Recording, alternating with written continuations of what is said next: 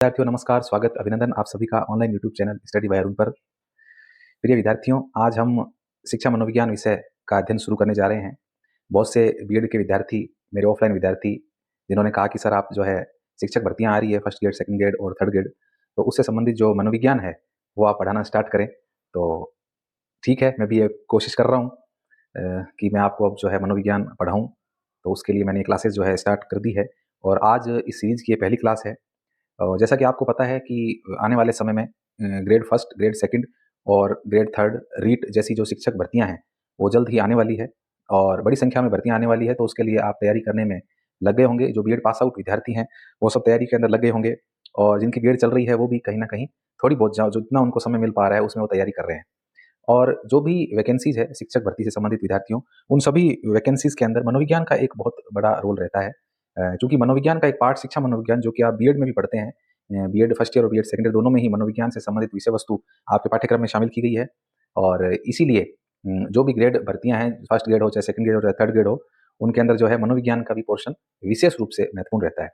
तो सभी को शुभकामनाएं आगामी भर्तियों के लिए। और वैसे तो देखिए यूट्यूब पर बहुत सी क्लासेस आपको मिलेगी, अच्छे-अच्छे टीचर्स हैं जो मनोविज्ञान विषय को पढ़ा रहे हैं। लेकिन एक जुड़ाव होता है स्टूडेंट का टीचर के साथ में, कि जो टीचर से पढ़ रहे होते हैं विद्यार्थी, ऑफलाइन माध्यम से पढ़ रहे होते हैं, वो चाहते हैं कि उन्हीं शिक्षक से जो है हम पढ़ना, उनको पसंद होता है, अच्छा लगता है उनको उन्हीं शिक्षक से पढ़ना। तो इसीलिए मेरे जो ऑफलाइन विद्यार्थी हैं, उन्होंने मेरे से आग्रह किया कि सर आप जो है मनोविज्ञान की क्लासेस भी स्टार्ट करें। तो ठीक है, कोशिश है, क्योंकि साथ में देखो प्राचीन भारत का इतिहास भी पढ़ा रहा हूँ और आधुनिक विश्व का इतिहास की क्लासेस भी चल रही है। साथ में मॉडल पेपर भी मैं बना रहा हूँ। तो हालाँकि थोड़ा मुश्किल होने वाली है मेरे लिए कि भई साथ में मैं आपको मनोविज्ञान सब्जेक्ट भी पढ़ाऊँ। इससे संबंधित पीपीटी भी तैयार करनी पड़ती है, सारा मैटर है जो अरेंज करना पड़ता है। तो काफ़ी वर्क होता है, क्लास रिकॉर्ड से पहले भी काफ़ी वर्क करना पड़ता है, तब और फिर रिकॉर्ड की जाती है, उसके बाद में अपलोड होती है। तो बहुत मेहनत लगती है विद्यार्थियों। तो इस मेहनत के लिए, मेरी इस मेहनत के लिए, हालाँकि कोई ऐसी कोई बड़ी बात नहीं है, ठीक है? कुछ पाना है तो कुछ खोना भी पड़ता है और काम जो है मनुष्य को करते रहना चाहिए। कर्म ही पूजा है, तो कर्म करते रहना चाहिए। मैं अपना कर्म कर रहा हूँ और आपका भी कर्म है कि आप तैयारी करें और अच्छे अंक लाकर अपने माता-पिता का नाम रोशन करें और इस देश के एक अच्छे नागरिक बनकर अपनी सेवाएँ जो है आप पूरे देश को दें। मेरी शुभकामनाएँ हैं आप सभी को, मेरे सभी प्रिय विद्यार्थियों को। आप सभी प्रिय हैं मेरे लिए और इस मेहनत के लिए, जो मेहनत मेरे द्वारा की जा रही है, उसके लिए एक लाइक बनता है, तो आप लाइक बटन को ज़रूर प्रेस करेंगे। अभी तक आपने जो है चैनल को सब्सक्राइब नहीं किया है, तो चैनल को सब्सक्राइब कर लें। ठीक है? सब्सक्राइब करने से ये है कि मेरे को थोड़ा मनोबल मिलता है। आपके लाइक करने से मुझे मनोबल मिलता है कि हाँ, इतने लोग मेरी वीडियो को देख रहे हैं और मुझसे समझ पा रहे हैं। विषय को जो है, विषय वस्तु को अच्छे से समझ पा रहे हैं। तो ये एक थोड़ा मेरे को मोटिवेशन कह सकते हो आप, कि आपके लाइक से, आपके कमेंट से और आपके सब्सक्राइब करने से मुझे एक मोटिवेशन मिलता है। ठीक है? बाकी कोई सब्सक्राइब करने से, कोई देखो कोई ऐसे इनकम वाली बात नहीं है कि कोई आप सब्सक्राइब कर लोगे या तो उससे मेरे को कोई लाइक करने से मुझे कोई इनकम हो जाएगी। कोई ऐसी कोई बड़ी इनकम नहीं मिलती है यूट्यूब से। यूट्यूब से बहुत कम पैसा मिलता है। लेकिन ठीक है, मैं तो अब क्या है कि जैसे घर से दूर हूँ, मैं बीकानेर जिले से बिलॉन्ग करता हूँ, लेकिन अभी वर्तमान में जो है मैं चूरू जिले के अंदर एक college, BEd college plus degree college के अंदर जो है व्याख्याता के पद पर कार्यरत हूँ। घर से थोड़ा दूर हूँ, लेकिन ठीक है, सुबह वर्किंग टाइम होता है कॉलेज का और कॉलेज के बाद जब छुट्टी हो जाती है, तो मैं आपके लिए जो है ये वीडियो मैं रिकॉर्ड करता हूँ। ठीक है? तो थोड़ा-सा इंट्रोडक्शन था, बेसिक आपको बताना ज़रूरी भी था। कई विद्यार्थियों ने पूछा भी था कि सर आप कहाँ से हो? अभी आप कहाँ हो? कहाँ पर कार्य कर रहे हो? इसलिए मैंने आपको ये बता दिया। तो चलिए बिना समय गँवाए क्लास स्टार्ट करते हैं। आपके शिक्षक भर्ती परीक्षाओं में महत्वपूर्ण विषय शिक्षा मनोविज्ञान। आगे रीट वैकेंसी आने वाली है बहुत बड़ी संख्या में, थर्ड ग्रेड शिक्षक भर्ती, और थर्ड ग्रेड शिक्षक भर्ती के लिए एक पात्रता परीक्षा जो रीट राजस्थान सरकार द्वारा आयोजित करवाई जाती है, उसको लेकर के, उसके सिलेबस को लेकर के, और हम जो है पूरा विस्तार के अंदर मनोविज्ञान को पढ़ेंगे। बिल्कुल फर्स्ट से अर्थ तक जाएँगे, बिल्कुल बेसिक से आपको पढ़ाना शुरू करूँगा और एडवांस तक जो है हम चलेंगे। ठीक है? तो समय काफ़ी हो गया, चलो अब अपने स्टार्ट करते हैं। और हम देखिए इस चैप्टर में आज का जो लेसन है इसमें हम क्या-क्या पढ़ने वाले हैं। हम इसमें शिक्षा मनोविज्ञान के अर्थ को जानेंगे कि शिक्षा मनोविज्ञान या मनोविज्ञान पहले कहते किसे हैं? मनोविज्ञान के अर्थ को जानेंगे, शिक्षा मनोविज्ञान बाद में। मनोविज्ञान के अर्थ को जानेंगे सबसे पहले, साथ में हम मनोविज्ञान की परिभाषाओं के बारे में भी चर्चा करेंगे कि किस विद्वान ने क्या परिभाषा दी है। और साथ में मनोविज्ञान की ऐतिहासिक पृष्ठभूमि, यानी कि मनोविज्ञान विषय जो है, वो किस तरह से जो है वर्तमान स्वरूप में आया है, यानी प्राचीन समय से लेकर और वर्तमान स्वरूप तक उसकी पृष्ठभूमि क्या है, मनोविज्ञान विषय किस तरह से पनपा, कहाँ आया और कहाँ से आया और कौन से विद्वानों का इसमें योगदान रहा, ये सब चीज़ें अपन डिस्कस करने वाले हैं। तो चलिए शुरू करते हैं क्लास। हाँ, देखिए, सबसे पहले स्लाइड आपके सामने है विद्यार्थियों। स्लाइड में आपको दिखाई दे रहा है, मनोविज्ञान के इतिहास क्रम की हम बात करते हैं कि एक्चुअल में जो मनोविज्ञान विषय है, उसका इतिहास कहाँ क्या है? ये कहाँ से आया है मनोविज्ञान विषय? तो देखिए, मनोविज्ञान विषय की विद्यार्थियों जब अपन बात करते हैं, तो मनोविज्ञान विषय अपने आप में बहुत विस्तृत एक सब्जेक्ट है, बहुत विस्तृत विषय है ये, इसका जो क्षेत्र है वो बहुत बड़ा है। हर विषय का क्षेत्र बड़ा होता है, चाहे आप इतिहास पढ़ें, आप राजनीति विज्ञान पढ़ें, आप गणित पढ़ें, आप बायोलॉजी पढ़ें, आप केमिस्ट्री पढ़ें, सबके अपना-अपना क्षेत्र होता है, एक दायरा होता है। तो मनोविज्ञान का जो दायरा है वो बहुत बड़ा है। क्यों है? दायरा बड़ा इसलिए है विद्यार्थियों, क्योंकि मनोविज्ञान जो विषय है, वो हमें मानव के व्यवहार को समझने में जो है हेल्प करता है, हमारी सहायता करता है। मानव व्यवहार का अध्ययन है मनोविज्ञान। वर्तमान स्वरूप जो है मनोविज्ञान का, वो मानव व्यवहार के ऊपर डिपेंड है। यानी मानव व्यवहार समाज में किस तरह से व्यवहार करता है, मानव अपने परिवार के साथ उसका व्यवहार कैसा है, उसका अपने दोस्तों के साथ, अपने पड़ोसियों के साथ, अपनी मित्र मंडली के साथ, जहाँ वो कार्य करता है, उसका जो वर्किंग प्लेस है, वहाँ उसका व्यवहार कैसा है। तो इस व्यवहार का अध्ययन जो है वो मनोविज्ञान के अंतर्गत किया जाता है। और इस अध्ययन के अंदर, इस व्यक्ति के व्यवहार के अध्ययन के अंदर सबसे बड़ा रोल जो है वो शिक्षा निभाती है। क्योंकि शिक्षा ही मनुष्य को जो है परिष्कृत करती है, उसे व्यावहारिक बनाती है। शिक्षा के द्वारा उसकी आप कह सकते हो विवेक और चिंतन शक्ति जो है, वो एक मनुष्य की बढ़ती है और उसको समस्याओं को सुलझाने की ताकत मिलती है व्यक्ति को, ठीक है? तो ये सब चीज़ें शिक्षा से आती है। तो इसीलिए शिक्षा मनोविज्ञान विषय पढ़ाया जाता है आपको, ताकि जब आप स्कूल में जाएँ तो आप किस तरह से एक बच्चे के साथ व्यवहार करेंगे, आप अपने जो साथी शिक्षक होंगे उनके साथ आप किस तरह का व्यवहार करेंगे, आपके प्रिंसिपल है स्कूल में उनसे आपका व्यवहार कैसा रहेगा, साथ ही जो विद्यार्थी आपके स्कूल में आ रहे हैं पढ़ने के लिए, उनके अभिभावकों के साथ आपका व्यवहार किस तरह का होगा। समझ रहे हो? तो इसीलिए जो है मनोविज्ञान विषय अपने आप में महत्वपूर्ण हो जाता है। क्यों? क्योंकि शिक्षा के जगत में एक बालक का मस्तिष्क, एक बालक की मानसिक स्थिति आपको समझनी बहुत ज़रूरी है, क्योंकि आप भावी शिक्षक हैं, आप शिक्षक बनने वाले हैं। आप किसी न किसी स्कूल में, विद्यालय में पोस्टेड हो जाएँगे, तो वहाँ आपको बालकों की मनोस्थिति को जानकर उन्हें पढ़ाना होगा। साथ ही बालकों के साथ अभिभावकों की भी मानसिक स्थिति जो है, उसे भी आपको जानना होगा, परखना होगा। तो ये सारा का सारा समायोजन बना कर के आपको विद्यालय में शिक्षण कार्य करना होगा। इसीलिए मनोविज्ञान जो है एक शिक्षक के लिए बेहद आवश्यक है। और इसी कारण आपके विषय के अंदर, बीएड के अंदर भी जो है मनोविज्ञान विषय को पढ़ाया जाता है और उसके बाद में जो भी भर्ती परीक्षाएँ हैं, उसमें भी मनोविज्ञान विषय को जो है आपके सिलेबस के अंदर, पाठ्यक्रम के अंदर शामिल किया गया है। ठीक है? तो अब देखिए इतिहास क्रम की बात करते हैं कि मनोविज्ञान एक्चुअल में आया कहाँ से है? तो ऐसा माना जाता है कि विश्व के पूरे मानचित्र में देखें, विश्व के इतिहास में देखें, तो मनोविज्ञान से पहले दर्शन शास्त्र का जन्म हुआ था। दर्शन शास्त्र जो कि आप समझते हैं, फिलॉसफी आप इसको बोलते हैं। आप में से बहुत से विद्यार्थियों के बीए के अंदर, ग्रेजुएशन के अंदर फिलॉसफी, दर्शन शास्त्र रहा होगा विषय। नहीं रहा है तो कोई बात नहीं, नहीं रहा तो कोई नहीं। लेकिन अगर दर्शन शास्त्र आपके रहा है तो आपको पता होगा कि दर्शन के अंतर्गत जो है जो भी ज्ञान है, जो भी विश्व में फैला हुआ ज्ञान है, उस ज्ञान को जानने की इच्छा रखने वाला व्यक्ति, यानी एक जिज्ञासु प्रवृत्ति का व्यक्ति जो ज्ञान प्राप्त करना चाहता है, उसे दार्शनिक कहा जाता है। और दार्शनिक से ही जो है दर्शन, दर्शन से ही दार्शनिक का उद्भव हुआ है। तो प्राचीन समय में जो विषय थे, वो सारे के सारे दर्शन के अंतर्गत आते थे, आपको पता होना चाहिए। जितने भी प्राचीन कालीन ग्रंथ माने जाते हैं, उन ग्रंथों के अंदर आपने देखा होगा कि इतिहास की बात भी मिल रही है उसमें, उसमें गणित की बात भी हो रही है, उसमें राजनीति की बात भी हो रही है, उसमें ज्योतिष की बात भी हो रही है, उसमें अर्थशास्त्र की बात भी हो रही है। तो कुल मिला के ये जो सारे सब्जेक्ट हैं, वो मिश्रित रूप से एक सब्जेक्ट के अंदर पढ़े जाते थे, गुरुजनों के द्वारा बालकों को पढ़ाए जाते थे और उसे हम कहते थे दर्शन शास्त्र। समझ रहे हो? दर्शन का मतलब ही यही है कि जानने की इच्छा। दार्शनिक क्या होता है? दार्शनिक का मतलब है कि ऐसा व्यक्ति जो जानने की इच्छा रखता है, जो चीज़ों को समझने की, जिसमें समस्याओं को सुलझाने की क्षमता हो, वो दार्शनिक होता है और ज़्यादा से ज़्यादा ज्ञान प्राप्ति के लिए प्रयास करता है, वो व्यक्ति दार्शनिक कहलाता है। तो प्राचीन समय के अंदर हम बात करें ईसा पूर्व 4वीं सदी की, तो उसमें एक दार्शनिक हुए हैं जिनका नाम है विद्यार्थियों अरस्तु। तो अरस्तु को जो है प्राचीन मनोविज्ञान का जनक कहा जाता है। यदि प्रश्न आए कि प्राचीन मनोविज्ञान का जनक कौन है? तो यूनानी दार्शनिक है अरस्तु, जिनको प्राचीन मनोविज्ञान का जनक कहा जाता है। ठीक है? यूनान के 3 दार्शनिकों की बात करते हैं विद्यार्थियों। जब भी दर्शन शास्त्र की, मनोविज्ञान की प्राचीनता की बात होती है, तो सबसे पहले हम यूनान के 3 दार्शनिकों की बात करते हैं। उसमें पहले हैं सुकरात, दूसरे हैं प्लेटो और तीसरे हैं अरस्तु। ये 3 दार्शनिक हैं और तीनों ही गुरु शिष्य हैं। सुकरात, सुकरात के शिष्य थे प्लेटो और प्लेटो, प्लेटो के शिष्य थे अरस्तु। तो तीनों ही गुरु शिष्य हैं ये और तीनों ही जो है यूनान से संबंधित है। यूरोप महाद्वीप में हुए हैं ये तीनों ही लोग, सुकरात, प्लेटो और अरस्तु, और तीनों ने ही जो है, तीनों ही दर्शन शास्त्री है प्राचीन कालीन। और इन तीनों में से जो अरस्तु है, ईसा पूर्व 4वीं सदी में जिनका जन्म हुआ था, इन्होंने जो है मनोविज्ञान को मन का विज्ञान कह दिया था, आत्मा का विज्ञान कह दिया था। अरस्तु ने क्या कहा था मनोविज्ञान को? आत्मा का विज्ञान कह दिया था। इसीलिए मनोविज्ञान का जो प्रारंभ है, स्टार्टिंग है, वो ईसा पूर्व 4वीं सदी से मानी जाती है और इसके जनक कौन माने जाते हैं? अरस्तु माने जाते हैं। ठीक है? चलिए दूसरा देखिए, मनोविज्ञान के वास्तविक जनक प्लेटो हैं। मनोविज्ञान के वास्तविक जनक कौन है? प्लेटो हैं। अब देखिए प्रश्न आए कि प्राचीन जनक कौन है? तो अरस्तु आएगा। लेकिन अगर प्रश्न आ जाए कि वास्तविक जनक कौन है? तो वास्तविक जनक प्लेटो है। प्लेटो जो कि अरस्तु के क्या थे? गुरु थे और प्लेटो ने ही सबसे पहले आत्मा की बात की थी। प्लेटो ने सबसे पहले आत्मा परमात्मा के बारे में बात की थी और आत्मा के अध्ययन के ऊपर इन्होंने ये शब्द दिया था। प्लेटो का ग्रंथ भी है द रिपब्लिक। द रिपब्लिक इनकी पुस्तक है जिसके अंदर इन्होंने आत्मा के अध्ययन की बात कही थी और इनके इस बात का प्रभाव इनके शिष्य अरस्तु पर पड़ा और अरस्तु ने जो है वो मनोविज्ञान को आत्मा का विज्ञान कह दिया था। ठीक है, इसीलिए मनोविज्ञान के प्राचीन जनक कौन कहलाते हैं? अरस्तु कहलाते हैं, याद रखना आप इस चीज को। लेकिन मनोविज्ञान के वास्तविक जनक कौन है? क्योंकि मनोविज्ञान को आत्मा का विज्ञान कहने का जो जो शब्द है वो प्लेटो ने दिया था। ये विषय वस्तु जो है आत्मा के विज्ञान की, ये प्लेटो ने कही थी, ये बात जो है प्लेटो ने कही थी, इसीलिए मनोविज्ञान का वास्तविक जनक जो है वो प्लेटो को माना जाता है। ठीक है, आगे देखिए, मनोविज्ञान के आधुनिक जनक विलियम जेम्स मान जाते हैं। ये तीनों इंपॉर्टेंट क्वेश्चन है विद्यार्थियों, याद रखना आप इनको, तीनों को आप याद कर लेना। मनोविज्ञान के आधुनिक जनक विलियम जेम्स कहलाते हैं। विलियम जेम्स, जो कि 1870 के अंदर इन्होंने क्या किया था? इन्होंने एक बहुत महत्वपूर्ण काम किया। महत्वपूर्ण काम क्या था इनका? विलियम जेम्स का महत्वपूर्ण काम यह था कि इन्होंने मनोविज्ञान की जो विषय वस्तु है उसको दर्शन शास्त्र से अलग किया था। जैसा कि मैंने आपको बताया कि ईसा पूर्व 4वीं सदी के अंदर दर्शन शास्त्र विषय जो है वो चर्चा में था।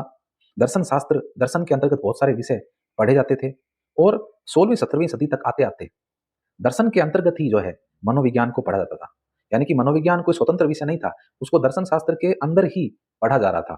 लेकिन विलियम जेम्स नाम के जो व्यक्ति हैं, विलियम जेम्स ने 1870 के अंदर जो है मनोविज्ञान की विषय वस्तु को क्या कर दिया था विद्यार्थियों? दर्शन शास्त्र से अलग कर दिया था। इन्होंने कहा कि मनोविज्ञान कोई छोटा विषय नहीं है, इसको आप दर्शन शास्त्र के साथ कैसे पढ़ा सकते हो? ये तो बहुत बड़ा, इसका दायरा बहुत बड़ा है।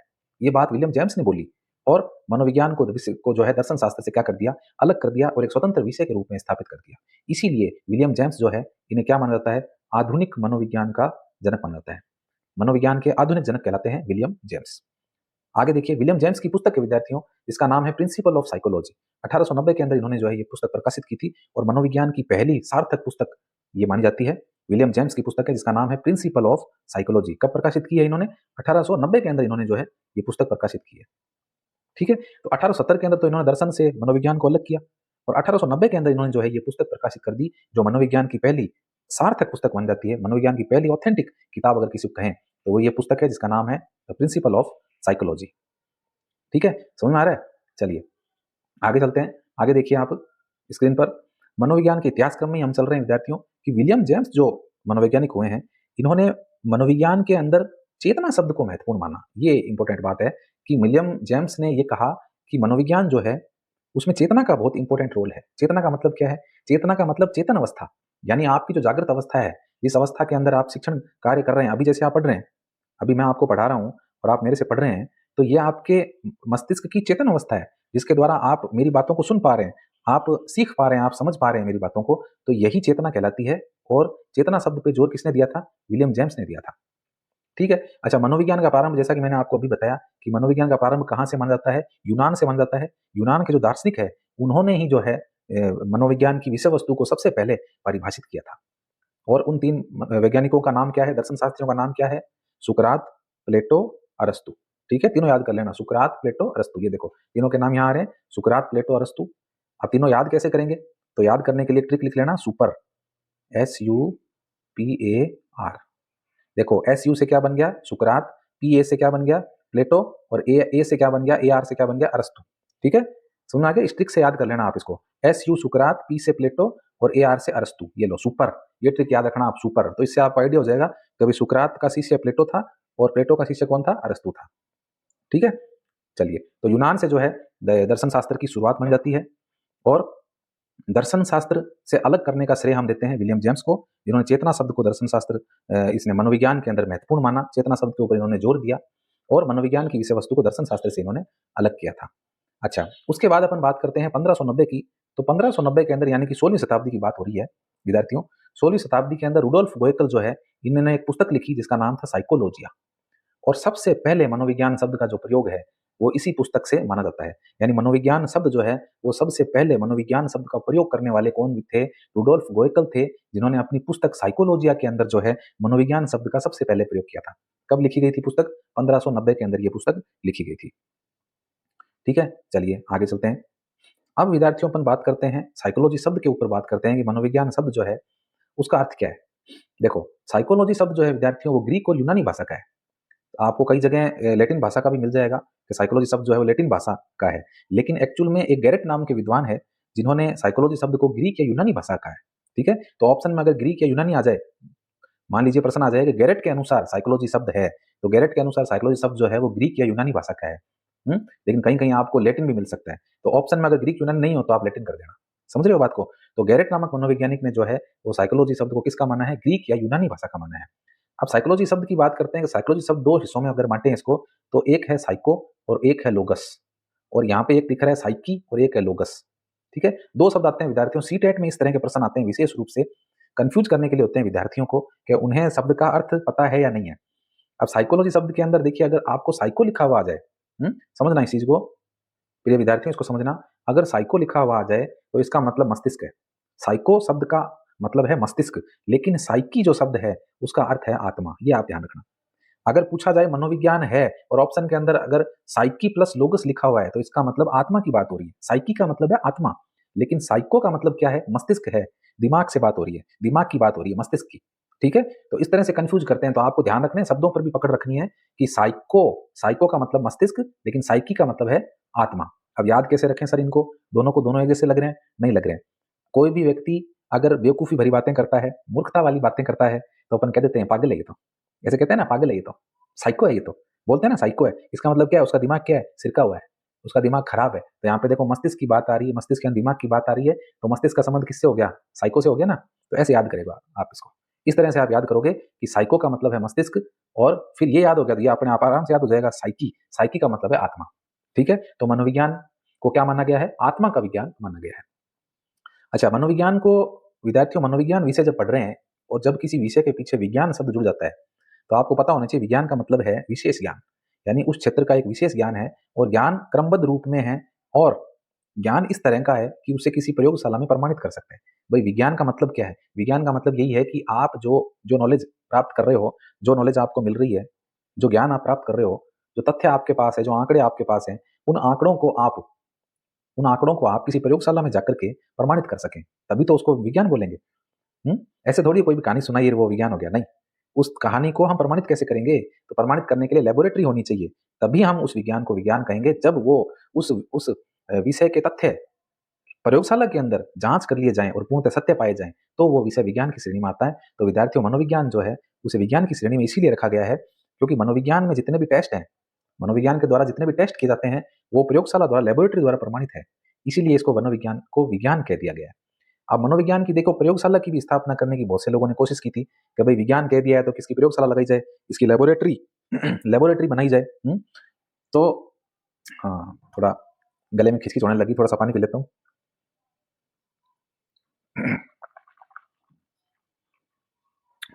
हाँ, तो मनोविज्ञान की पहली प्रयोगशाला की अगर अपन बात करें विद्यार्थियों, मनोविज्ञान की पहली प्रयोगशाला कहाँ स्थापित की गई? तो अमेरिका में जो है इसकी पहली प्रयोगशाला स्थापित की गई थी। किसके द्वारा स्थापित की गई? जीएस हल। जीएस हल नामक जो मनोवैज्ञानिक है, इन्होंने 1833 के अंदर जो है जॉन हॉपकिंस विश्वविद्यालय, इस विश्वविद्यालय के अंदर ये खुद क्या थे? प्रोफेसर के पद पर कार्यरत थे। अमेरिका में विश्वविद्यालय है जिसका नाम है जॉन हॉपकिंस, और इसी विश्वविद्यालय में ये प्रोफेसर के पद पर कार्यरत थे, और इन्होंने जो है 1833 के अंदर यहाँ पर जो है ये स्थापित है, भाई इसको है ना स्थापित पढ़ना आप, स्थापित। तो 1833 में अमेरिका में जीएस हल ने हॉपकिंस विश्वविद्यालय के अंदर जो है मनोविज्ञान की पहली प्रयोगशाला लगाने की कोशिश की थी। प्रयोगशाला इन्होंने जो बनाई थी यहाँ पर, लेकिन वो असफल हो गई थी, इसमें इनको सफलता नहीं प्राप्त हुई थी। लेकिन विलियम जेम्स जो है, अब देखो विलियम जेम्स का यहाँ पे फिर से नाम आ गया कि जो विलियम जेम्स है, उन्होंने मनोविज्ञान की विषय वस्तु को 1870 में जो है दर्शन शास्त्र से अलग कर दिया था। इसीलिए मनोविज्ञान के आधुनिक जनक अगर कोई है तो वो कौन है? विलियम जेम्स है। चलिए आगे देखिए।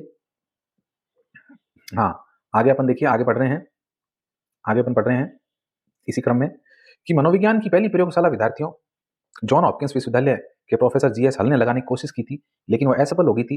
तो उन्होंने जब ये प्रयोगशाला लगाई तो उस प्रयोगशाला से जो परिणाम निकले वो परिणाम सही नहीं थे। लेकिन उनके इस प्रयास की वजह से जो यूरोप के जो दूसरे शहर हैं, उनमें जो है चेतना आ गई, और वो उन्होंने भी कोशिश करनी शुरू की मनोविज्ञान के ऊपर। तो विलियम वुंट एक मनोवैज्ञानिक है विद्यार्थियों, जो जर्मनी के लिप्जिंग शहर, जर्मनी के अंदर एक शहर है जिसका नाम है लिप्जिंग शहर। यहाँ पर उन्होंने 1879 के अंदर 1879 में मनोविज्ञान की पहली सफल प्रयोगशाला स्थापित की थी। सफल यानी कि प्रयोगशाला को बनाने में, प्रयोगशाला को लगाने में इनको सफलता हासिल हो गई थी। और ये व्यक्ति कौन है? ये विलियम वुंट है, जर्मनी के रहने वाले हैं ये विलियम वुंट। और 1879 मनोविज्ञान की पहली प्रयोगशाला इन्होंने लिप्जिंग शहर जर्मनी के अंदर स्थापित कर ली थी। इसमें इनको सफलता मिल गई थी, और इसीलिए विलियम वुंट जो है इनको प्रयोगात्मक मनोविज्ञान का जनक कहा जाता है। प्रयोगात्मक मनोविज्ञान इसलिए कहा जाता है कि प्रयोग किया इन्होंने। भाई प्रयोगशाला में आप क्या करोगे? प्रयोगशाला में आप प्रयोग करोगे। तो प्रयोग सबसे पहले इन्होंने किया, सबसे पहली प्रयोगशाला इन्होंने स्थापित की, इसीलिए प्रयोगात्मक मनोविज्ञान के जनक कौन कहलाते हैं? विलियम वुंट कहलाते हैं। अच्छा, विलियम वुंट जो है विद्यार्थियों, वो भी चेतना के समर्थक थे। चेतना शब्द की बात की ना मैंने, चेतन अवस्था, मनुष्य चेतन अवस्था में, जागृत अवस्था में जो कार्य करता है उसको चेतन बोलते हैं। तो विलियम वुंड थे, वो भी चेतना के समर्थक थे, चेतना शब्द के समर्थक थे कि हाँ, मनुष्य जो कुछ भी हासिल करता है, मनुष्य जो कुछ भी व्यवहार करता है, वो सब अपनी चेतना की वजह से करता है। इन्होंने ये बात बोली थी। क्यों? क्योंकि ये विलियम जेम्स से प्रभावित थे। भाई विलियम जेम्स से ये प्रभावित थे। विलियम जेम्स ने भी चेतना शब्द के ऊपर काम किया था और मनोविज्ञान के अंदर उन्होंने चेतना शब्द को शामिल करने की बात कही थी। तो इसीलिए विलियम वुंड जो है, इन्होंने भी मनोविज्ञान को जो है चेतना के समर्थक थे ये, कि हाँ, चेतना के द्वारा ही मानव जो है अपने व्यवहार करता है और दूसरों के व्यवहार को समझने के लिए उसे चेतना की आवश्यकता होती है। लेकिन बहुत से विद्वान ऐसे भी हुए हैं जिन्होंने चेतना को गलत शब्द कहा है। तो गलत कहने वाले कौन है? William McDougall. विद्यार्थियों की स्टोरी की तरह चल रही है ये, तो आप इसको स्टोरी की फॉर्म में ही पढ़ना। विलियम मैकडूगल नामक जो व्यक्ति है, उन्होंने 1900 ईस्वी के अंदर अपनी एक पुस्तक लिखी थी, जिस पुस्तक का नाम है आउटलाइन ऑफ साइकोलॉजी। देख रहे हो आप? विलियम मैकडूगल जो है, इनकी एक पुस्तक है जिसका नाम है आउटलाइन ऑफ साइकोलॉजी, और इस पुस्तक के अंदर इन्होंने चेतना को बुरा शब्द कह दिया। ये बहुत इंपॉर्टेंट फैक्ट है, आप याद रखना। चेतना को बुरा शब्द कहने वाले व्यक्ति कौन है? मनोवैज्ञानिक विलियम मैकडूगल है, और इनकी पुस्तक का नाम है आउटलाइन ऑफ साइकोलॉजी। बहुत बार ये प्रश्न आया हुआ है भर्ती परीक्षाओं के अंदर कि विलियम मैकडूगल की पुस्तक कौन सी है जिसमें चेतना को इन्होंने बुरा शब्द कहा है? तो पुस्तक का नाम है आउटलाइन ऑफ साइकोलॉजी। इन्होंने कहा कि मनोविज्ञान के अंदर गलती से आ गया है ये शब्द। इस शब्द का कोई वजूद नहीं है, ये तो गलती से मनोविज्ञान के अंदर जो है शब्द आ गया है। क्या? चेतना। ठीक है, अब इसको आगे अपन प्रमाणित करने की कोशिश करेंगे कि भाई इन्होंने ऐसा क्यों कहा, ये आगे बात करेंगे अपन इसकी। अब देखिए विद्यार्थियों, ये कुछ विकास क्रम था मनोविज्ञान का, कि मनोविज्ञान जो है किस तरह से आगे बढ़ा, कौन कौन से विद्वान हुए जिन्होंने अपने पुस्तकों के अंदर मनोविज्ञान शब्द का प्रयोग किया। अब अपन बात करते हैं मनोविज्ञान की कुछ परिभाषाओं की, अपन बात कर लेते हैं कि कौन कौन से विद्वानों ने क्या क्या परिभाषाएं दी है। तो आपके सामने देखो परिभाषाएं आ गई है। सबसे पहली परिभाषा है विद्यार्थियों मैकडूगल की। मैकडूगल यही है, विलियम मैकडूगल, जिन्होंने चेतना शब्द को बुरा बताया था। ये क्या कहते हैं मनोविज्ञान के बारे में? ये कहते हैं मनोविज्ञान आचरण और व्यवहार का यथार्थ विज्ञान है। आचरण और व्यवहार का यथार्थ विज्ञान। यथार्थ का मतलब क्या होता है? यथार्थ का मतलब होता है जो पूर्णतः सत्य हो, जो मौलिक हो, जो प्रकृति मूलक हो, है ना, उसे कहते हैं यथार्थ। यथार्थ का मतलब है जो सत्य हो, पूर्ण रूप से जो मौलिक हो। जैसे मैं कोई बात बोल रहा हूं, तो मेरी तरफ से वो बात कही जा रही है, पहली बार कही जा रही है, तो वो पूर्ण रूप से यथार्थ है। उसमें कोई लाग लपेट नहीं है, कोई बड़ा चढ़ा के बात नहीं कही गई है, बल्कि जो बात है उसे उसी तरह से बताया गया है। उसी को क्या कहा जाता है? यथार्थ कहा जाता है। तो मनोविज्ञान भी क्या है विद्यार्थियों? मानव के आचरण, मानव आचरण किस तरह करता है, मानव अपना व्यवहार किस तरह करता है लोगों के साथ में, परिवार के साथ में, बाहर पड़ोसियों के साथ में, अपने वर्किंग प्लेस पर वो किस तरह का व्यवहार प्रदर्शित करता है, वो किस तरह का आचरण उनके साथ में करता है, कौन से नैतिक और चारित्रिक गुणों का प्रदर्शन वहां पर वो करता है। तो इन्हीं सब का अध्ययन जो है वो मनोविज्ञान करता है। इसीलिए मैकडूगल ने जो परिभाषा दी है वो है कि मनोविज्ञान आचरण और व्यवहार का यथार्थ विज्ञान है, पूर्ण रूप से सत्य है विज्ञान है मनोविज्ञान। अब याद कैसे करें सर? ये तो याद करनी बड़ी मुश्किल है। तो देखो टिक से याद करेंगे। मैकडूगल, मैकडूगल, मैं करूं गल, गल पंजाबी में बोलते हैं ना, गल कर दे, हैं तुसी गल, हैं भैया, आप बोलो गल का मतलब बोलो पंजाबी के अंदर। तो मैकडूगल यानी मैं करूं गल, मैं करूं गल। गल कैसी करनी चाहिए भाई? यथार्थ करनी चाहिए, सच्ची करनी चाहिए, सच बात बोलनी चाहिए, झूठ नहीं बोलना चाहिए। तो ऐसे याद करोगे, मैकडूगल ने कहा कि मैं करूं गल। गल कैसी करो भाई? यथार्थ करो, सच्ची करो। तो जहां भी यथार्थ शब्द आ जाए, मनोविज्ञान को यथार्थ विज्ञान कहा है। किसने कहा है? मैकडूगल ने कहा है। हो गई याद? चलिए, होगी तो भाई ट्रिक पसंद आए तो ले लेना, नहीं तो कोई बात नहीं, वापस दे देना आपने, ठीक है। हाँ, दूसरा देखो बोरिंग। बोरिंग, बोरिंग क्या कहते हैं? बोरिंग कहते हैं मनोविज्ञान मानव प्रकृति का विज्ञान है। मानव की जो प्रकृति है, मानव का जो स्वभाव है, उसी को जानना ही क्या है? मनोविज्ञान है। देखो अभी अभी अभी मैंने आपको बताया स्टार्टिंग में कि मानव के व्यवहार का अध्ययन मनोविज्ञान के अंतर्गत होता है। तो मानव का व्यवहार का मतलब है कि वो व्यवहार किस तरह करेगा, वो अपने स्वभाव के अनुसार व्यवहार करेगा। भाई जिसका जैसा स्वभाव होगा वैसा ही वो व्यवहार करेगा। तो मानव की प्रकृति का विज्ञान जो है वो क्या कहलाता है? मनोविज्ञान कहलाता है। कि मानव का स्वभाव किस तरह का है, जैसा मनुष्य का स्वभाव होगा वैसा ही वो दूसरों के प्रति आचरण करेगा, वैसा ही वो दूसरों के प्रति व्यवहार करेगा। तो इसीलिए बोरिंग ने कह दिया कि मनोविज्ञान मानव प्रकृति का विज्ञान है। ठीक है। अब देखिए याद कैसे रखें सर? याद कैसे करें इसको? तो याद ऐसे रखो भाई कि बोरिंग, बोरिंग है, बहुत बोरिंग है। कौन है बोरिंग? मानव की प्रकृति। मानव जो है प्रकृति से, अपने स्वभाव से बहुत बोरिंग होता है। ऐसे याद रख लेना आप इसको, कि मानव क्या होता है? अपनी अपने स्वभाव से, अपनी प्रकृति से बहुत ही बोरिंग होता है। लेकिन समाज में रहकर जब वो व्यवहार करता है तो उस बोरियत को दूर कर लेता है, क्योंकि मनुष्य एक सामाजिक प्राणी है और वो समाज में रहना पसंद करता है। सही बात है ये। तो बोरिंग कौन है? मानव प्रकृति से क्या है? बोरिंग है। ऐसे ट्रिक से याद कर लेना, ठीक है। चलिए आगे चलते हैं। मर्फी। मर्फी क्या कहते हैं? देखिए मर्फी कहते हैं जीवित प्राणी सामाजिक वातावरण में जो क्रियाएं करता है वही मनोविज्ञान है। मर्फी भाई साहब कहते हैं कि जीवित प्राणी, अभी मरा हुआ तो व्यवहार कैसे करेगा भाई? जीवित प्राणी करेगा व्यवहार, तो मुर्दा तो व्यवहार कर नहीं सकता। मरा हुआ व्यक्ति कैसे व्यवहार करेगा? तो ये कह रहे हैं जीवित प्राणी, जीवित प्राणी सामाजिक वातावरण में, सामाजिक वातावरण मतलब उसका आस पड़ोस हो गया, उसका घर परिवार हो गया, उसके सगे संबंधी हो गए, उसका वर्किंग प्लेस हो गया जहां वो काम करता है, तो वो सामाजिक वातावरण है उसका। जहां पर समाज में बहुत सारे लोगों के बीच में वो रहता है, तो वो उसका सामाजिक वातावरण है। तो ये कहते हैं कि जीवित प्राणी सामाजिक वातावरण में जो क्रियाएं करता है, क्रियाओं का मतलब कोई भागना दौड़ना नहीं है। क्रियाओं का मतलब है लोगों से वो किस तरह से बातचीत करता है, किस तरह से उनकी बातों को समझता है, किस तरह से समस्याओं का समाधान करता है। हुँ? ये सारी चीज़ें क्रियाएँ कहलाएगी कि जीवित प्राणी समाज में, सामाजिक वातावरण में जो क्रियाएँ करता है वही क्या कहलाती है? वही मनोविज्ञान कहलाती है। ये कौन कहते हैं? ये मर्फी भाई साहब कहते हैं। तो अब याद कैसे करें सर इसको? तो याद ऐसे करना, देखो, मर के जीने की बात करता है, मर के जीने की। ओहो! कैसी बात करता है? मर के जीने की बात करता है। ये लो मर, मर्फी में मर को याद कर लेना भाई। मर के जीने की बात करता है। कौन करता है? मर्फी करता है। मर्फी मर के जीने की बात करता है। ठीक है। चलिए नेक्स्ट परिभाषा देखिए, इंपॉर्टेंट परिभाषा है, वाटसन की परिभाषा है विद्यार्थियों। वाटसन क्या कहते हैं? मनोविज्ञान को मानव व्यवहार का विज्ञान कहने वाले व्यक्ति कोई है तो वो कौन है? वो वाटसन है। वाटसन कहते हैं मनोविज्ञान व्यवहार का धनात्मक विज्ञान है। धनात्मक यानी पॉजिटिव, पॉजिटिव साइंस है। वाटसन कहते हैं कि मनोविज्ञान व्यवहार का धनात्मक विज्ञान है, क्योंकि वाटसन ने ही मनोविज्ञान को व्यवहार का विज्ञान कहा था।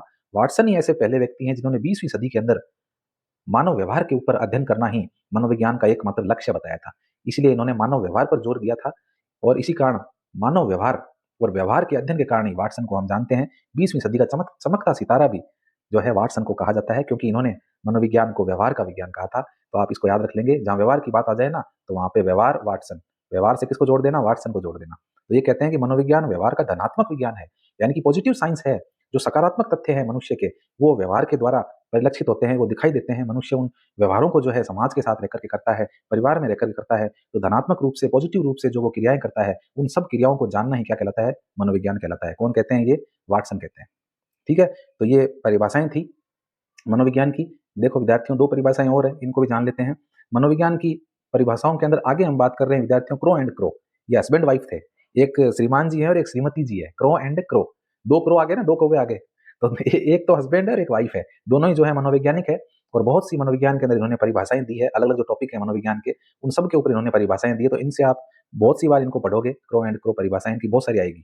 ठीक है, तो इनसे अच्छे से रूबरू हो जाता ना। दो कौवे हैं, ये दोनों कौवों को पहचान लेना अच्छे से। तो क्रो एंड क्रो क्या कहते हैं? ये कहते हैं कि मनोविज्ञान मानव व्यवहार और मानव संबंधों का अध्ययन है। लो, बात घूम फिर के वहीं आनी है, मानव का व्यवहार, समाज के साथ, परिवार के साथ, घर के साथ, लोगों के साथ, मानव संबंध।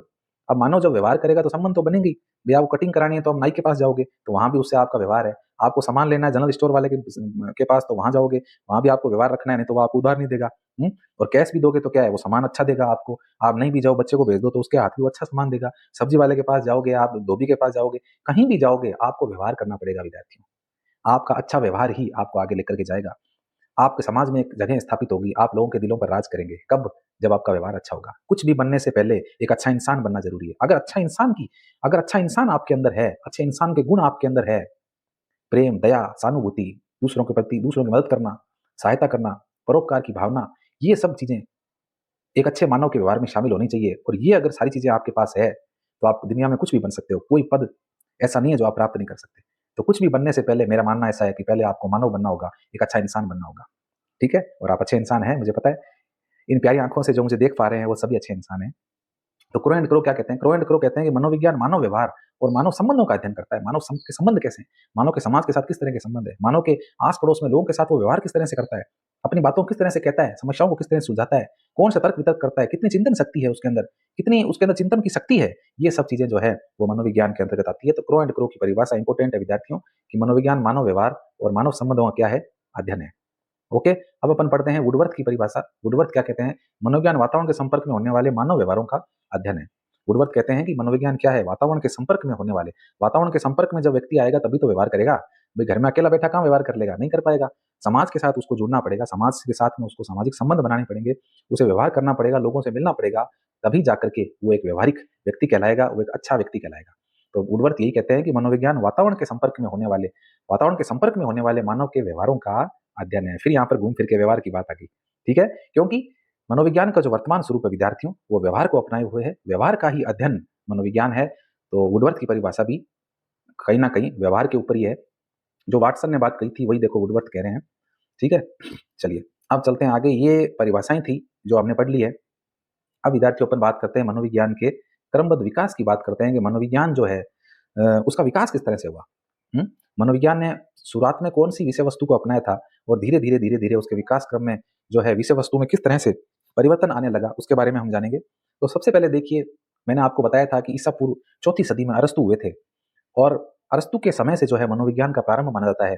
इसीलिए अरस्तु प्राचीन मनोविज्ञान के जनक माने जाते हैं, क्योंकि मनोविज्ञान की स्टार्टिंग जो है अरस्तु से ही हुई थी। उससे पहले दर्शन शास्त्र के एक हिस्से के रूप में मनोविज्ञान को पढ़ा जाता था। हालांकि 16वीं सदी तक जो है मनोविज्ञान, चौथी देखिए ईसा पूर्व चौथी सदी से 16वीं सदी तक, इतने लंबे टाइम पीरियड तक जो है मनोविज्ञान दर्शन का ही पार्ट रहा था, दर्शन शास्त्र के अंतर्गत ही पढ़ा जाता था। वो तो विलियम जेम्स आयर, उन्होंने जो है प्रिंसिपल ऑफ साइकोलॉजी पुस्तक लिखी, दर्शन शास्त्र से मनोविज्ञान को अलग किया, जब जाकर के मनोविज्ञान अलग अस्तित्व में आया। लेकिन ईसा पूर्व यूनानी दार्शनिकों ने जो बातें कही वो सारी की सारी आत्मा के ऊपर थी। मनोविज्ञान को इन्होंने किसका विज्ञान कहा है? आत्मा का विज्ञान कहा है। और ईसा पूर्व चौथी सदी से ये स्टार्ट होता है आत्मा का विज्ञान, और 16वीं सदी तक चलता है। तो देखिए एक एक की बात करते हैं अपन। आत्मा के विज्ञान की सबसे पहले बात कर रहे हैं कि मनोविज्ञान जो स्टार्टिंग जो टाइम था मनोविज्ञान का, मैंने आपको बताया ईसा पूर्व चौथी सदी के अंदर। तो ईसा पूर्व 5वीं चौथी सदी के अंदर कुछ दार्शनिक हुए हैं विद्यार्थियों, जिनका नाम है प्लेटो है, अरस्तु है, डेकार्ते है।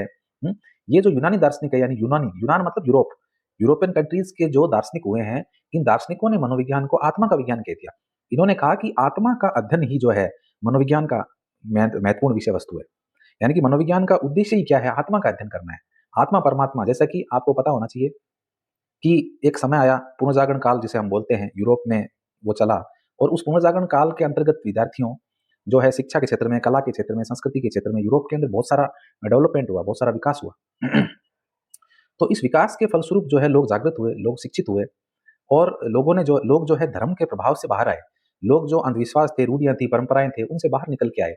तो उससे पहले वो सब इन धार्मिक बंधनों में जकड़े हुए थे। धर्म का आडंबर था, चर्च की प्रधानता थी यूरोप के अंदर, और उस सब आडंबरों के अंदर जो है लोग जकड़े हुए थे, रूढ़िवादिता थी उसमें जकड़े हुए थे। लेकिन जब पुनर्जागरण हुआ तो लोग जो है वो स्वतंत्र हुए, और लोगों की सोच समझने की शक्ति बढ़ गई। वो धर्म के प्रभाव से मुक्त हो गए, और मानवतावादी उनके अंदर सोच आ गई। तो यहाँ पर भी देखो, अपन यूनान के दार्शनिकों की बात कर रहे हैं, प्लेटो, अरस्तु की, तो ये वो प्राचीन कालीन दार्शनिक है जिन्होंने मनोविज्ञान के अंदर आत्मा के अध्ययन के ऊपर जोर दिया था। उन्होंने कहा कि मनोविज्ञान की विषय वस्तु जो है वो आत्मा केंद्रित है, आत्मा का ही अध्ययन कर लिया जाए तो वही क्या है? मनोविज्ञान है। और ये जो विषय वस्तु है विद्यार्थियों बहुत लंबे समय तक चली, ईसा पूर्व चौथी सदी से लेकर के और 16वीं सदी तक जो है ये मत जो है प्रचलन में रहा था कि हाँ भाई, आत्मा परमात्मा का अध्ययन जो है वही क्या है? मनोविज्ञान है, वही मनोविज्ञान की विषय वस्तु है। क्यों? क्योंकि उस समय कोई तर्क देने वाला नहीं था भाई, लोगों के सोचने समझने की शक्ति नहीं थी, लोगों की चिंतन शक्ति नहीं थी, लोग अपनी बात को कह नहीं पाते थे, धर्म के प्रभाव में थे, लोग आडंबरों में थे, रूढ़ियों में जकड़े हुए थे, तो अपनी बात को वो कह नहीं पाते थे। इसलिए इसलिए जो है लोगों ने बिल्कुल सरल सहज रूप से इस बात को स्वीकार कर लिया कि हाँ भाई, मनोविज्ञान क्या है? आत्मा और परमात्मा का ही विज्ञान है। लेकिन देखो, परंतु बाद के दार्शनिकों ने आत्मा की स्पष्ट व्याख्या नहीं कर पाने के कारण, लेकिन बाद में जब 16वीं सदी आई, तो 16वीं सदी के अंदर लोगों ने जो है, दूसरे जो ये विद्वान हुए, मनोवैज्ञानिक हुए, दार्शनिक हुए, उन्होंने इसका खंडन किया। उन्होंने कहा कि भाई, आत्मा को आप किस तरह से मापोगे? आप आत्मा का मूल्यांकन कैसे करोगे? आत्मा का रंग कैसा है पता है आपको? आत्मा का आकार कैसा है? आपको पता है? क्या आत्मा को किसी प्रयोगशाला के अंदर जाकर के टेस्ट किया जा सकता है? नहीं किया जा सकता। क्या हम उसको देख सकते हैं? नहीं देख सकते हैं। तो आप कैसे अध्ययन करोगे? भई, आपके पास कोई विषय वस्तु है, आप उस विषय वस्तु को प्रमाणिकता के लिए लैबोरेटरी के अंदर उसकी जाँच करोगे, हैं? तो प्रयोगशाला में जाँच कैसे करोगे आत्मा की आप? आत्मा का तो कोई स्वरूप ही नहीं, उसका कोई आकार नहीं, कोई रंग नहीं उसका, है ना? तो इसी वजह से जो है इस मत का खंडन हो गया 16वीं सदी में जाकर के कि मनोविज्ञान जो है वो आत्मा का अध्ययन नहीं हो सकता। ठीक है? अब देखिए आगे क्या हुआ? आगे विद्यार्थियों जो है मनोविज्ञान को मन और मस्तिष्क का विज्ञान मान लिया गया। कौन सी सदी के अंदर? 17वीं सदी के अंदर, क्योंकि 16वीं सदी में आत्मा के अध्ययन के ऊपर लोगों ने उँगली उठा दी। तो फिर मनोविज्ञान को 17वीं सदी के अंदर मन या मस्तिष्क का विज्ञान कह दिया गया। मन या मस्तिष्क का विज्ञान इसको कह दिया गया। मन का मतलब है हृदय। आपके हृदय से जो बात निकलती है, आपके हृदय में जो विचार चलते हैं, वो आपका मन है। लेकिन मस्तिष्क, आपका माइंड, आपका दिमाग, तो मन और मस्तिष्क का विज्ञान जो है, ये मत कब फलीभूत हुआ? 17वीं सदी के अंदर आया। विद्वान जो है समर्थन देने वाले कौन-कौन थे? इटली के विद्वान थे विद्यार्थियों, पोम्पोनोजी। ये सबसे महत्वपूर्ण है, ध्यान रखना। जब भी मन और मस्तिष्क के विज्ञान की बात आती है तो इटली के दार्शनिक है पोम्पोनोजी, इनका नाम आता है, क्योंकि इन्होंने ही जो है मनोविज्ञान को मन या मस्तिष्क का विज्ञान कहा था। उसके अलावा इनके सहयोगी थे, थॉमस रीड है, हॉब्स है, जॉन लॉक है, कांट है, स्पिनोज है, ये सारे के सारे विद्वान हैं। इन सब ने 17वीं सदी के अंदर मनोविज्ञान को मन या मस्तिष्क का विज्ञान मान लिया। लेकिन अब देखिए यहाँ भी वही भ्रांतियां पैदा हो गई। जिस तरह से आत्मा की हम व्याख्या नहीं कर सकते, आत्मा का हम रंग रूप नहीं देख सकते, उसका आकार नहीं देख सकते, उसको परिभाषित नहीं कर सकते, उसको किसी प्रयोगशाला में ले जाकर के टेस्ट नहीं कर सकते, उसी तरह मन है। मन की भी जो है स्पष्ट अभिव्यक्ति संभव नहीं है। आप अभिव्यक्त कैसे करोगे? भाई, आपके मन में क्या चल रहा है, मेरे मन में क्या चल रहा है, और किस वक्त क्या चल रहा है, किस चीज को देख करके मन में क्या भावनाएं आ रही है, कैसे आप उसको पता लगाओगे? नहीं पता लगा सकते। इसीलिए जो है इस मत को भी विद्वानों ने क्या कर दिया था विद्यार्थियों? अस्वीकार कर दिया था। आगे देखिए, आगे हम बात कर रहे हैं मनोविज्ञान को चेतना का विज्ञान कह दिया गया विद्यार्थियों। कब की बात है? 19वीं सदी की बात है। 19वीं सदी में विलियम वुंट जो मैंने आपको बताया, जिन्होंने लिप्जिंग शहर में 1879 के अंदर मनोविज्ञान की पहली सफल प्रयोगशाला की स्थापना की थी और मनोविज्ञान को चेतना का विज्ञान कह दिया था। जेम्स सली है, चैडविक है, टिचनर है, वाइव्स है, ये सारे विद्वान हैं जिन्होंने मनोविज्ञान को क्या कह दिया, मनोविज्ञान को चेतना का विज्ञान कह दिया। चेतना, चेतना का मतलब है कि वर्तमान में जो आप मुझे सुन रहे हैं, मुझे आप देख पा रहे हैं, आप अपने मस्तिष्क के चेतन हिस्से से, आप में चेतना है, तभी आप मुझे देख पा रहे हैं, मेरी बातों को सुन पा रहे हैं। तो इन्होंने कहा कि मनोविज्ञान क्या है? मनोविज्ञान मानव की जो चेतन क्रियाएं हैं, जो चेतन रूप से जागृत अवस्था में रह करके मनुष्य जब कोई क्रियाएं करता है, तो उसका जो अध्ययन है वही क्या कहलाएगा? मनोविज्ञान को चेतना का विज्ञान कहलाएगा। लेकिन ये सारी बातें जो है, ये भी इनको भी जो है एक तरह से तर्क देख करके और दूसरे जो मनोवैज्ञानिक है उन्होंने गलत साबित कर दिया। उन्होंने कहा भैया सब कुछ चेतना ही नहीं होता है, बहुत सी बातें हैं जो मनुष्य के अचेतन में भी होती है। कई बार हमारी किसी से लड़ाई हो जाती है, झगड़ा हो जाता है, तो एक बार तो हम उन चीजों को भूल जाते हैं, लेकिन जब भी वो व्यक्ति दोबारा हमारे सामने आता है, तो हमारे अचेतन मन से वो वापस चीजें निकल के आती है और वो पूरा एक किस्सा वाकया याद आता है कि हाँ, इससे उस दिन ये बात हुई थी, इस बात पे मेरी लड़ाई हुई थी, ये बात हुई थी, है ना? तो फिर केवल चेतन क्रियाओं का ही अध्ययन मनोविज्ञान में नहीं कर सकते हैं। बहुत सी क्रियाएं हैं जो हमारे अचेतन में चली जाती है, मस्तिष्क का पार्ट है अचेतन और चेतन, आगे डिस्कस करेंगे अपन इसको। अभी आप इतना समझ लें कि केवल और केवल चेतन क्रियाओं का ही अध्ययन मनोविज्ञान में नहीं होता है, बल्कि बहुत सी बातें हैं जो हमारे अचेतन में चली आती है और बाद में वो चेतना में आती है। तो वो बातें कहाँ जाएगी, उनका अध्ययन कौन करेगा? तो इसीलिए जो है चेतना के विज्ञान के मत को भी क्या कर दिया विद्यार्थियों, जो विद्वान थे उन्होंने इसको गलत करार दे दिया, इसको जो है अमान्य घोषित कर दिया था। और अमान्य घोषित करने वाले विद्वान जो थे हमारे सामने मैकडूगल हैं। इनकी पुस्तक थी, पीछे बता चुका हूँ, आउटलाइन ऑफ साइकोलॉजी। और इस पुस्तक के अंदर इन्होंने जो है चेतना को क्या कह दिया विद्यार्थियों, बुरा शब्द कह दिया कि चेतना नाम का कोई शब्द नहीं होता है, ये तो गलती से जो है मनोविज्ञान में आ गया है। ठीक है, अब देखिए, अब मोस्ट इंपोर्टेंट जो वर्तमान में अपन अध्ययन कर रहे हैं मनोविज्ञान, जिसे हम कहते हैं व्यवहार का विज्ञान कहते हैं, 20वीं सदी के अंदर जो है ये मत प्रचलित हुआ था कि मनोविज्ञान क्या है, मानव के व्यवहार का विज्ञान है। समर्थन देने वाले कौन है? विलियम वाटसन है।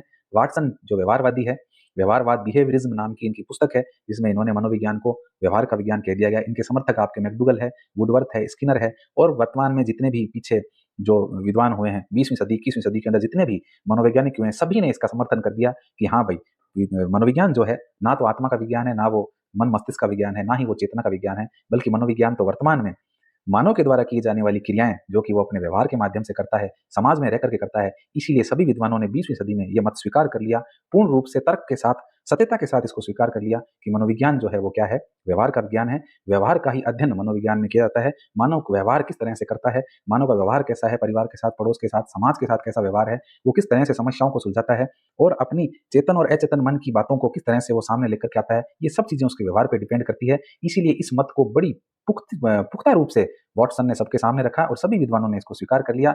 और 20वीं सदी से अब तक विद्यार्थियों मनोविज्ञान को हम वर्तमान के अंदर व्यवहार के विज्ञान के रूप में जानते हैं। तो इसीलिए 20वीं सदी का चमकता सितारा, the rising star of 20th century जो है, किसको कहा जाता है? वाटसन को कहा जाता है। ये प्रश्न आया हुआ है भाई, कौन सा 20वीं सदी का चमकता सितारा कौन है? वाटसन है, क्योंकि वाटसन ही है जिन्होंने मनोविज्ञान को व्यवहार का विज्ञान कहा। वर्तमान स्वरूप मनोविज्ञान का व्यवहार का अध्ययन करना है, मानव व्यवहार का अध्ययन करना ही मनोविज्ञान का वर्तमान उद्देश्य है। ठीक है, चलिए अब अपन बात करते हैं विद्यार्थियों एक परिभाषा की। वुडवर्थ नामक मनोवैज्ञानिक है, इन्होंने एक परिभाषा दी थी मनोविज्ञान के विकास को लेकर के कि मनोविज्ञान किस तरह से विकसित हुआ। इसको लेकर वुडवर्थ क्या कहते हैं? वुडवर्थ कहते हैं कि मनोविज्ञान ने सबसे पहले अपनी आत्मा त्यागी, आत्मा का अध्ययन कहा था इसको शुरुआत में, तो सबसे पहले आत्मा त्याग दी, फिर मन और मस्तिष्क को खोया, फिर मन और मस्तिष्क का विज्ञान कहा गया था, इसको भी छोड़ दिया। तत्पश्चात चेतना को अस्वीकारा, फिर चेतना का विज्ञान कह दिया था, तो उसको भी छोड़ दिया गया और वर्तमान में व्यवहार के स्वरूप को अपनाए हुए है। तो ये वुडवर्थ की महत्वपूर्ण परिभाषा है जो मनोविज्ञान के विकास क्रम को लेकर के इन्होंने कही थी। ठीक है, वर्तमान में व्यवहार के स्वरूप को अपनाए हुए है। ठीक है विद्यार्थियों, तो ये आज अपने विकास क्रम का जो है पूरा देख लिया, परिभाषाएं देख ली मनोविज्ञान की। जो एक बेसिक इंट्रोडक्शन था मनोविज्ञान विषय का, वो मैंने विद्यार्थियों आज आपको दे दिया है। इसी कड़ी में आगे हम कुछ और चीजें हैं जो मनोविज्ञान के थोड़ा सा बेसिक एक जो बेस है, आधार है, उसके रूप में हम जानेंगे, पढ़ेंगे और उसके बाद में फिर आपकी पहली यूनिट जो है बाल विकास से संबंधित है, उसका अध्ययन करना हम शुरू करेंगे। वीडियो आपको अच्छा लगा हो तो आप लाइक कर देना, चैनल पे नए हैं तो चैनल को सब्सक्राइब कर लें, साथ ही बेल आइकन दबा दें ताकि जब भी नए वीडियो अपलोड हो तो सबसे पहले आपको नोटिफिकेशन मिल सके। और वीडियो को साथ में आप शेयर भी किया करो ताकि मुझे भी मोटिवेशन मिलता रहे कि मेरे साथ इतने सारे लोग जुड़े हुए हैं, तो मैं आपके लिए और अच्छे से अच्छा करने की कोशिश करूं। कोई कमी रह गई है वीडियो में या मेरे द्वारा बताए गए तथ्यों के अंदर तो आप कमेंट भी कर सकते हैं ताकि मेरे द्वारा कोई गलती हो गई है तो मैं उसको सुधार कर सकूं। ठीक है विद्यार्थियों, तो आज के लिए इतना ही, मिलते हैं इसके नेक्स्ट पार्ट में। तब तक के लिए जय भारत, जय हिंद, नमस्कार।